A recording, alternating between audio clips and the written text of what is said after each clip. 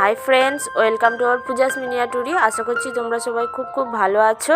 আজকে তোমাদের জন্য আবারও নতুন একটা রেসিপি নিয়ে চলে এসেছি। রেসিপিটা হচ্ছে গুড় সুজির পয়সা পিঠা বা ত্রিভুজ পিঠা। সামনেই পৌষ পার্বণ, আর এই পৌষ সংক্রান্তিতে এই পিঠা একবার বানিয়ে খেলে বন্ধুরা বাড়ির সবাই তো আপনাকে বাহবা দেবেই আর হাত চেটেপুটে খাবে।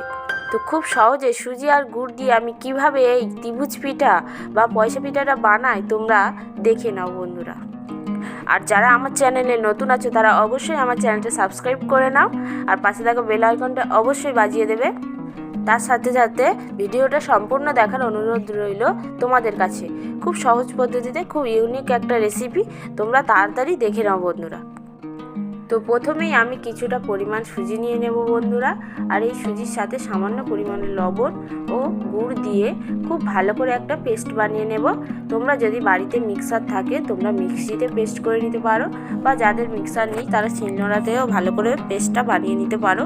কারণ হচ্ছে সুজিটা যদি দানা দানা থেকে যায় তাহলে পিঠেটা ভালো হবে না বন্ধুরা, কড়াই লেগে যেতে পারে। তাই তোমরা ভালো করে শিলনোড়ায় বা মিক্সারে ভালো করে পেস্টটা বানিয়ে নেবে। আর ব্যাটারের পেস্ট একটু পাতলা হবে, ঠিক যেমন আমরা সরু চুগলি পিঠা বানানোর জন্য পেস্ট বানাই, ব্যাটারটা বানাই, সেরকমই করতে হবে বন্ধুরা, না হলে ভালো হবে না। বা গোলা রুটি বানানোর জন্য আমরা যেমন ব্যাটার বানাই তেমনই ব্যাটারটা বানিয়ে নিতে হবে। তো চলো তোমরা দেখতে থাকো।